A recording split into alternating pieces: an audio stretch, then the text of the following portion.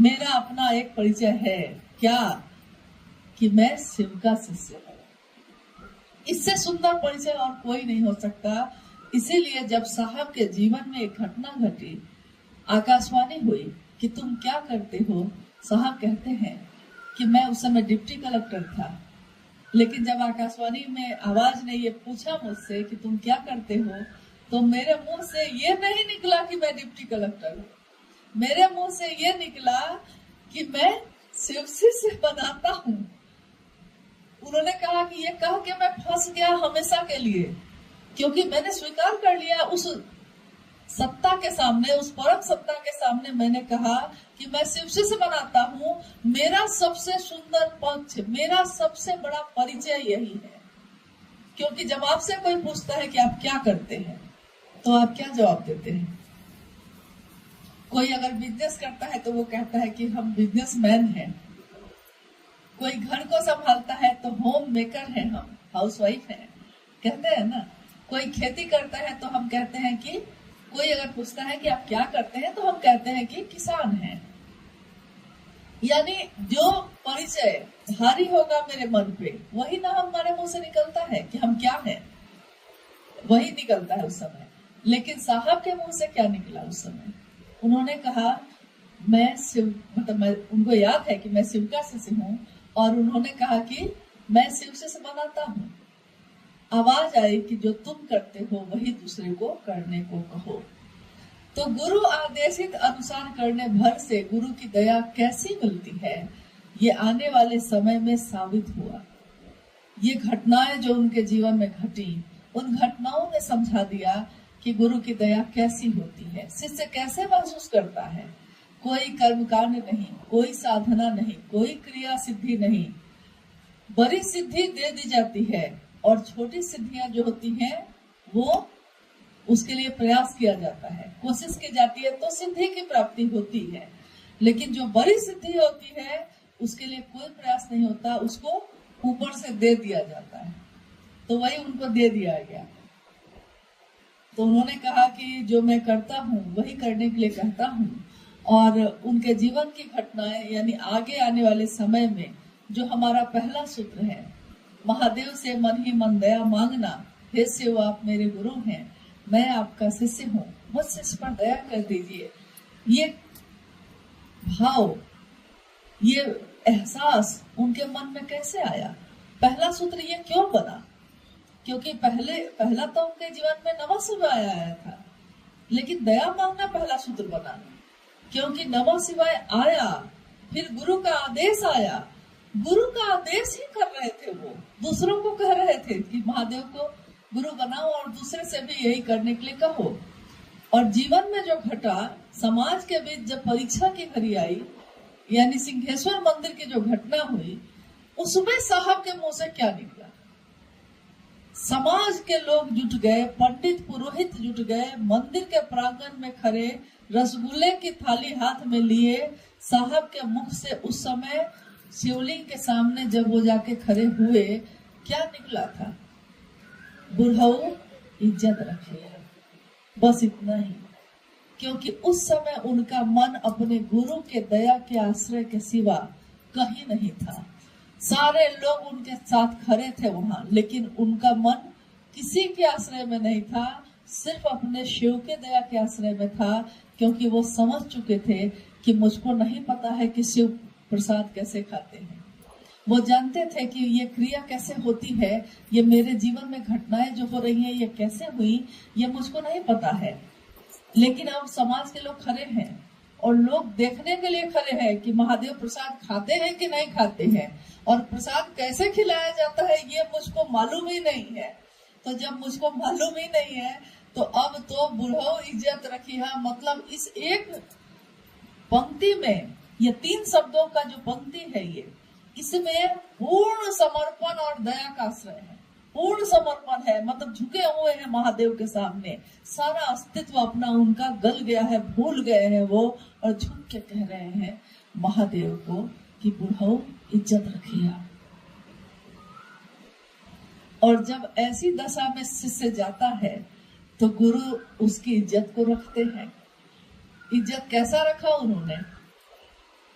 बिजली चली गई, सारी दुनिया के लोग खड़े हैं, बिजली चली गई, दरवाजे बंद हैं, दरवाजे खुलते हैं और थाली जो इधर रखी थी उधर है, 15 रसगुल्ले गायब हैं, बाकी ब्लेड से कटे हुए जैसे लग रहे हैं।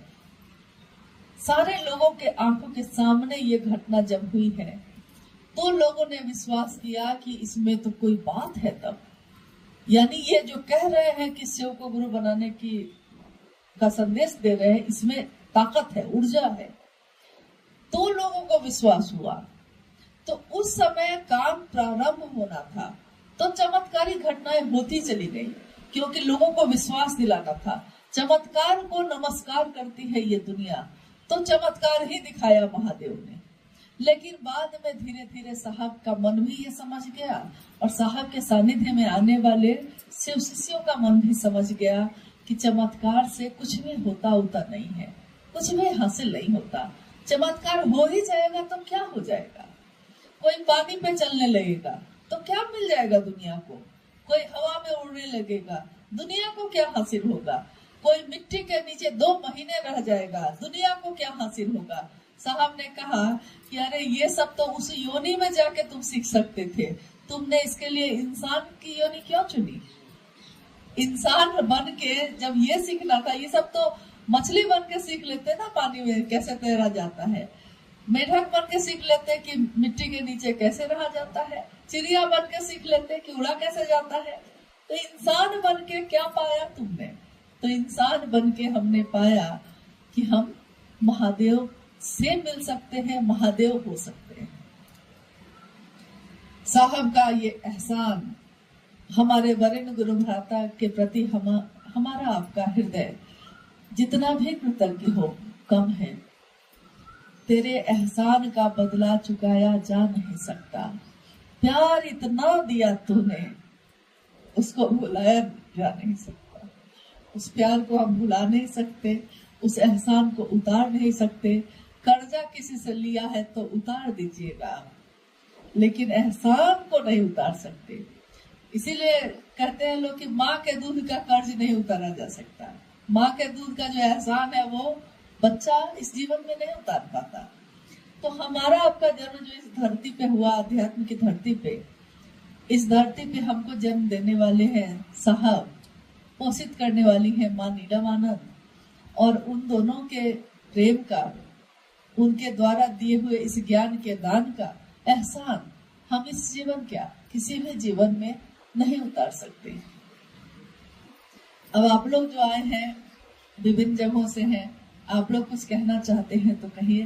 कोई बात अगर आपके मन में है तो, नहीं है तो मत कहिए। प्रेम मौन होता है गुस्सा में आदमी चीखता है, और जब प्रेम होता है तो चुप हो जाता है।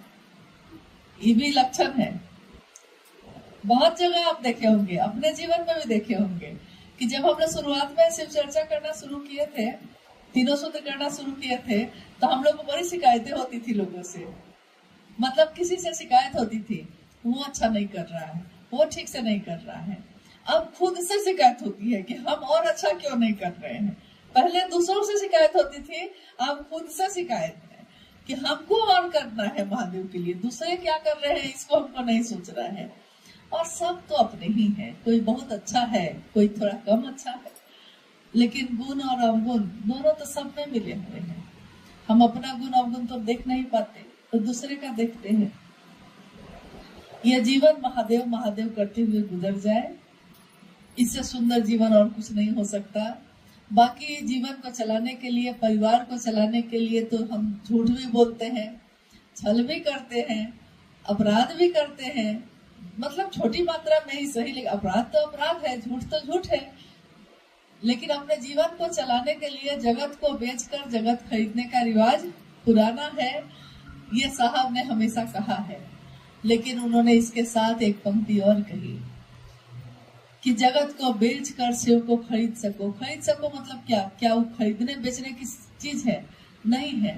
पा सको, जगत बेचकर शिव को पा सको तो अच्छा है, लेकिन शिव को बेचकर जगत को मत पाना, क्योंकि तब तुम्हारा हाथ पूरी तरह खाली हो जाएगा, कुछ भी नहीं होगा उसमें।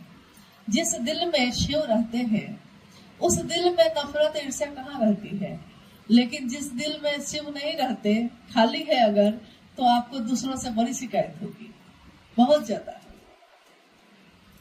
हर आदमी दोषी नजर आएगा। आज जो मेरी दुर्दशा है इसके लिए आप दोषी हैं। लेकिन कोई अपने से दुखी नहीं है। आज तक किसी से हमने सुना है ये कि कोई कहता हो कि हम, एक कहानी मैंने पढ़ी थी बहुत पहले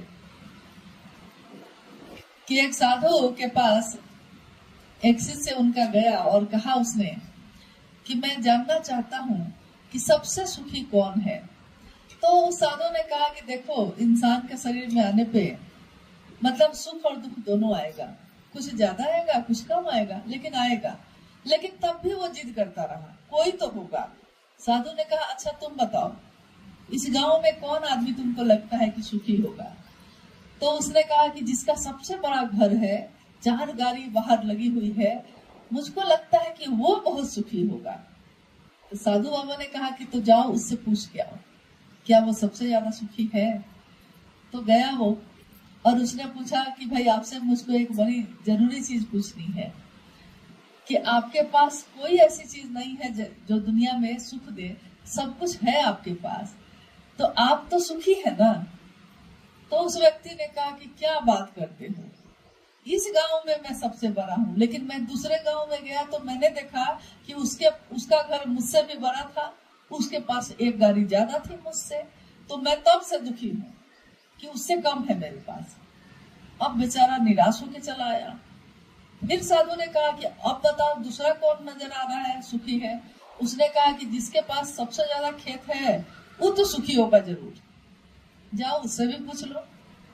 उसने कहा कि मैं क्या कहूँ, भाई से झगड़ा हो गया है खेत बंटवारा के लिए, कहता है कि मेरे यहाँ से शुरू होगी, मैं कहता हूँ कि मेरे यहाँ से शुरू होगी, और दिन रात हम परेशान हैं, दुखी हैं।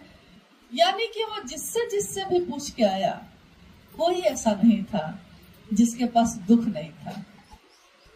साधु ने एक बात पूछी अपने शिष्य से कि चलो ये तो पता चल गया कि कौन किससे दुखी है, लेकिन क्या किसी ने ये कहा कि मैं खुद से दुखी हूँ। तो उस शिष्य ने कहा कि जी नहीं, ये बात किसी ने नहीं कही। तो साधु ने कहा कि जिस दिन तुम खुद से दुखी हो जाओगे तब तुम्हारी तलाश शुरू होगी, तब तुम्हारी यात्रा शुरू होगी। क्योंकि मैं क्यों इतना बुरा हूँ, मैं क्यों दूसरे के सुख को देख के खुश नहीं हो रहा हूँ, इस बात के लिए हम लोग अपने लिए दुखी नहीं होते, खुद से दुखी नहीं होते, हम हमेशा दूसरों से दुखी होते हैं। लेकिन जो महादेव का शिष्य होगा वो दूसरों का सुख देख के खुश होगा, जैसा हमारे साहब और दीदी किए, हमेशा वो दूसरों के लिए सुख सोचे, हमेशा वो कल्याण किए, जो उनके पास था जितना भर था सर्वस्व अपना सबके लिए देते रहे कि लोग खुश रहे। उन्होंने कहा एक बार क्या हुआ कि यही साहब बैठे थे, सामने 2-4 गुरु भाई जो यहाँ रहते हैं बैठे थे, उसमें से एक गुरु भाई खूब जोर से, लड़का था युवा था, किसी बात पे बहुत जोर से हंसने लगा। तो मुझको थोड़ा सा लगा कि मतलब लिहाजी हो गया ना थोड़ा, कि साहब बैठे हैं उसके सामने हा हा हा करके हंसने लगे। तो मुझको थोड़ा बुरा लगा, तो मैंने कहा कि क्या कर रहे हैं, साहब के सामने इतना जोर से हंस रहे हो। साहब ने तुरंत कहा कि हंसने दो, जीवन बहुत रुलाती है बेटा, बहुत रुलाती है। महादेव के पास बैठ के भी अगर नहीं हंसा तो कहाँ हंसेगा, हंसने दो। तो देखिए मुझको लगा कि देखिए कितना उन्मुक्त किया उन्होंने, कितना स्वतंत्र किया। हंसो, बोलो, खेलो, जियो। महादेव शिव जीवन जीने की कला सिखाते हैं। जीवन यानी आंखों में आंसू नहीं हो तो होठ आपके मुस्कुराते हो, दिल में दर्द भी हो तो दूसरे के लिए सुन हो, उसमें पीड़ा दुनिया देती हो और गुरु की दया उस पे मरहम लगाती हो।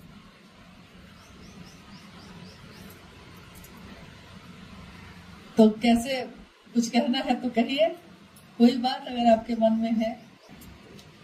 हाँ हाँ बोले।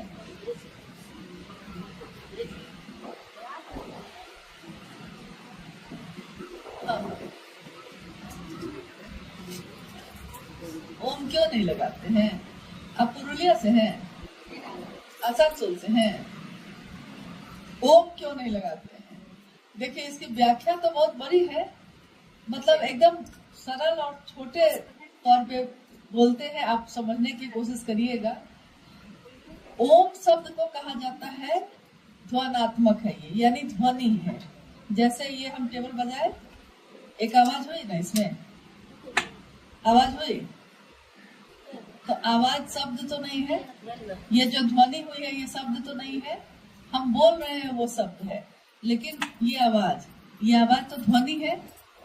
तो जब शिव ने इच्छा की सृष्टि बने, तो शिव की इच्छा जब हुई और सृष्टि बनी, तो कोई चीज जैसे हम जो ये बजाए और आपके कान तक ये आवाज पहुंची, इसमें सेकंड का भी सेकंड हिस्सा लगा होगा ना, लगा होगा, तुरंत नहीं होता है, थोड़ा समय लगता है। तो शिव ने इच्छा की और सृष्टि बनी, तो इस बीच में जो एक आवाज पैदा हुई, एक ध्वनि पैदा हुई, उसकी ध्वनि कैसी थी? तो वो ध्वनि थी अ उ म। अ को कहा जाता है, यानी कि ओम में ही तीनों उत्पत्ति, स्थिति और लय, तीनों चीजें उसी में समाहित है। उसको एक साथ सुनिएगा तो आवाज आएगी ओम। मतलब कैसी आवाज आ रही है? ध्वनि आ रही है, ये ध्वनि है ओम। ठीक, अब ये है ध्वनि। सृष्टि से जब बनी है उसके बीच की ध्वनि है, आवाज है। सृष्टि बनी, शिव से पैदा हुई कोई भी चीज जब पैदा होती है तो सबसे पहले वो क्या करती है? जैसे दक्ष का यज्ञ विध्वंस करने के लिए जब वीरभद्र को पैदा किया महादेव ने, कहानी है ना कि जटा को तोड़ के फेंका तो वीरभद्र पैदा हुए। तो जब वीरभद्र को पैदा किया तो वीरभद्र ने सबसे पहले क्या किया? वो पैदा हुआ सामने और उसने सबसे पहले क्या किया? क्या करेगा? प्रणाम करेगा। शिव से पैदा हुई चीज सबसे पहले क्या करेगी? तो वो शिव को प्रणाम करेगी। तो शिव की इच्छा से सृष्टि बनी, उसमें आवाज हुई ओम, यानी ध्वनि हुई, और जो पैदा हुई सृष्टि, जो सबसे पहला तत्व तो आकाश बना, उसमें एक ही तन्मात्रा काम करती है, शब्द। तो पहला आकाश बना और उसमें शब्द बना नमः शिवाय, यानी शिव को प्रणाम। तो सृष्टि ने शिव को प्रणाम किया झुक के, और नमः शिवाय शब्द बना वो। तो इसीलिए आपने कभी सुना होगा साहब की चर्चाओं में भी, या उनके द्वारा लिखी हुई किताब में भी आप पढ़ेंगे कि नमः शिवाय को शिव का प्राण मंत्र भी कहते हैं। नमः शिवाय को प्रणव अक्षर भी कहते हैं, जहां से शुरू होती हैं चीजें, या प्राण है शिव के प्राण। शिव की इच्छा जो प्रकट हुई है उसमें शिव का ही प्राण है। इसीलिए हम कहते हैं कि धरती का कण कण जो है उसमें शिव है, कण कण शंकर है, कण कण में शिव की ऊर्जा है। धरती के एक परत में करोड़ों बिजलियों की चमक जैसी ताकत है, जो सबसे स्थूल है, जिसमें पांचों तत्व का, पांचों ज्ञानेंद्रियां काम करती हैं, उसमें कितनी ताकत है? करोड़ों बिजलियों की चमक जितनी ताकत है।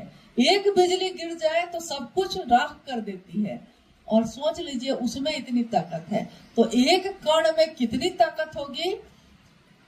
अभी वैज्ञानिक कोई खोज कर रहे हैं, तो चट्टान से, पहाड़ से कलेक्ट करते हैं चीजों को, कहीं एटम बम बन जाता है, कहीं परमाणु बम बन जाता है। ये इसी धरती का तत्व है, जिसकी छोटी सी मात्रा लेने में इतना बड़ा विध्वंस हो सकता है। तो सोच लीजिए इसी से कि शिव के प्राण नहीं है तो ये इतनी ऊर्जा आती कहां से है? तो ये सारी ऊर्जा शिव की है। इसीलिए जब शिव का शिष्य कोई होता है तो वो शिव को सबसे ज्यादा अपना, उसके लिए शिव है। तो जो सबसे ज्यादा अपना होता है वो फिर औपचारिकता नहीं रखता, वो सीधे प्रणाम करता है। तो शिव के शिष्य अपने गुरु शिव को प्रणाम करने के लिए नमः शिवाय का ही सहारा लेते हैं, क्योंकि शास्त्र भी कहते हैं कि 5 अक्षर से, यानी पंचाक्षर मंत्र है ये। 5 अक्षर का मंत्र नमः शिवाय, 5 अक्षर हो गया। और जब हम ओम लगाएंगे तो सम्मान के लिए लगाते हैं, आप लगा सकते हैं, लेकिन सांस पे जब आप करिएगा तो ओम काम नहीं करेगा। क्योंकि सांस पे वो चढ़ेगा उतरेगा नहीं। मतलब ध्वनि है वो, लेकिन सांस लेना और सांस उतरने वाली जो विधि है उसमें अजपा जप में नमः जाएगा और शिवाय उतरेगा, बस इतना ही होगा। इसीलिए शिव के शिष्य नमः शिवाय से ही प्रणाम करते हैं।